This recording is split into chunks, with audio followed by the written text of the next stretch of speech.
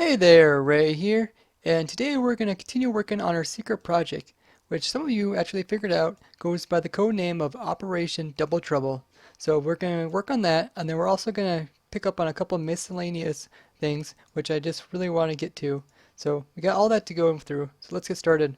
So first off, while we are here in spawn, you may notice that our spawn location is within ocean biome, so that we naturally don't have any passive mobs.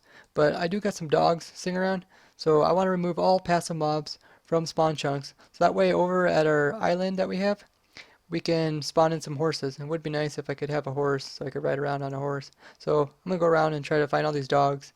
And I can either kill them, push them in the nether, or name them. So I'm just going to probably get some name tags out and name my dogs. I got some pre-named name tags here.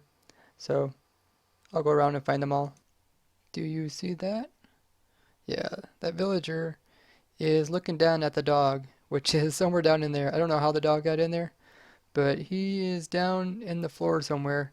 And this villager, he's been chatting with him this whole time. So I'm going to have to go try and find that dog and get him named. I found him. He was down here in the wiring. He's just underneath the door's wiring, so I'll give him a name tag and I'll also let him come with me. We'll put him somewhere else. Before we continue working on Operation DoubleTrouble, there is a small problem that I have encountered. I recently moved the spawn portal and it now takes us to the poppy farm. So I'm going to have to move this portal so that it reconnects with the poppy farm.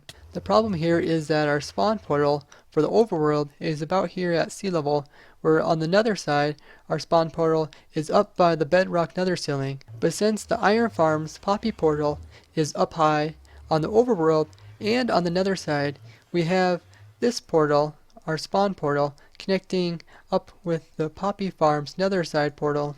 A simple fix would be just to move the nether side poppy portal up higher, therefore it's out of range of this overworld spawn portal, allowing this portal to connect up with the nether side spawn portal. But the problem with that is that the nether side poppy portal is going to be within our nether hub, so we're going to have to move some stuff around so that we don't have it within our nether hub.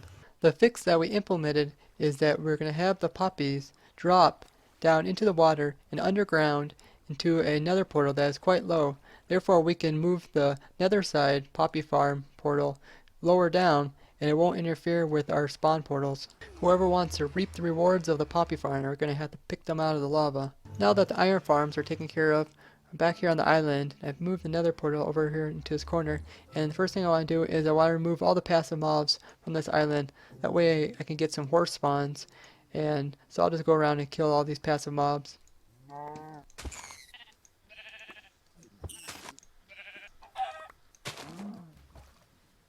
Over there is a small island. It's a flower forest, I believe. So I'm just gonna take a boat over there and remove some of that grass, so that way I don't have to worry about there being passive mobs over there holding up the mob cap.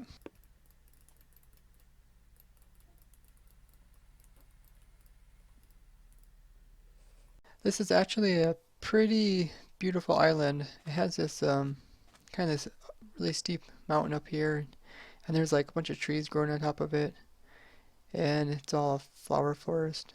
So I'm just gonna try to remove some of this grass here so I don't have mobs spawning here and holding up the passive mob cap from our island over there.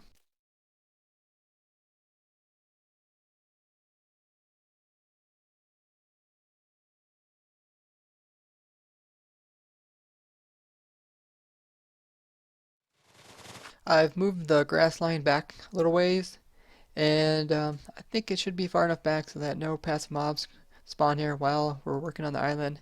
We'll come back to this island and work on it some more. My shovel's about to break here, but I'm gonna go and just kill the couple passive mobs that are on this island, and then I'll probably head back to our island. I've removed all the passive mobs from this island, but you can see that some cows still manage to spawn, even though it's completely dark outside. Guessing that it matters about the skylight too. So then total light over there on the side says 15, so that must allow them to spawn, because otherwise you would think they wouldn't spawn in this area. I'm done working on this island for now, and I'm just going to head back and try to remove some more passive mobs on the main island over there. I was just going around the island killing all the passive mobs, and these two horses spawned in, so that's pretty cool. I was just working on Project DoubleTrouble some more, and I just noticed that this donkey spawned in, so now we got a donkey, so now we can make some meals. What could I have possibly used all that obsidian for? Aha, a portal farm. So let's go over there and check that out. So up this ladder will take us to the center of all the portals. And up here we have, you see it's a bunch of maxed out size portals here. And the idea is that you aggro the pigmen, and then you hop in your minecart, and you ride back and forth on these rails. And this will just allow the pigmen to see you within range, and then they will come try to reach you by crossing these open trap doors, and they fall in, and then they all collect down there, and then as you pass over the center point, they will fall down into this water stream, and this water stream will just push them over the edge, and there's just a chute where they'll just drop straight down and fall onto some hoppers, which will kill them. And that's pretty much the idea behind a portal farm. The pigmen are currently just falling down this tube here, and they fall down on top of these hoppers where they will drop their loot. So I put a couple chests here to pick them up, and I think I'm going to take some of these golden nuggets and try to make some golden carrots, and we'll tame a couple of these horses, maybe a donkey, and we'll see how fast they are. Just came back from grabbing some carrots, and I see a couple more horses have spawned in. Must be a group of kind of brownish horses that spawned in over there. So I'm going to go down and tame them all, and we'll check them out. You don't need to feed the horses to get them to be tamed. You could just ride them, but there's a good chance that they'll buck you off. So what I like to do is just feed them some golden carrots, and it'll just increase their chances of them liking you. Especially ones that are like on the cliffside like this. Just feed them a bunch of golden carrots, then there's a higher chance that they'll like you. Hey, why don't you like me?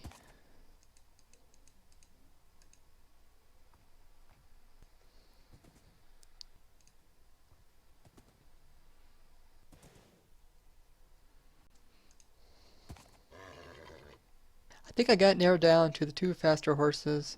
We have this one, the horse with socks on it, and this one goes fairly decent speed. And the other horse over here, I think this one's just slightly slower. Yeah, this one seems a little bit slower. But actually the donkey, he's pretty fast himself. For a donkey, he's pretty good speed. So I think I'll breed this horse with the donkey, see if we can get a mule. Have some golden carrots. Oh, he's a little brown one. I just fed the baby one golden carrot and he just automatically became an adult. But he's still like actually a baby, you can't ride him. I think this bug is fixed in like 1.9, I'm not sure. But you gotta continue feeding him until he actually becomes an adult. Oh, he's now tamed. I'm gonna borrow the saddle off the donkey. We'll see how fast he is. Well, he's not too bad. He seems pretty good speed. Now it's time to give him a name.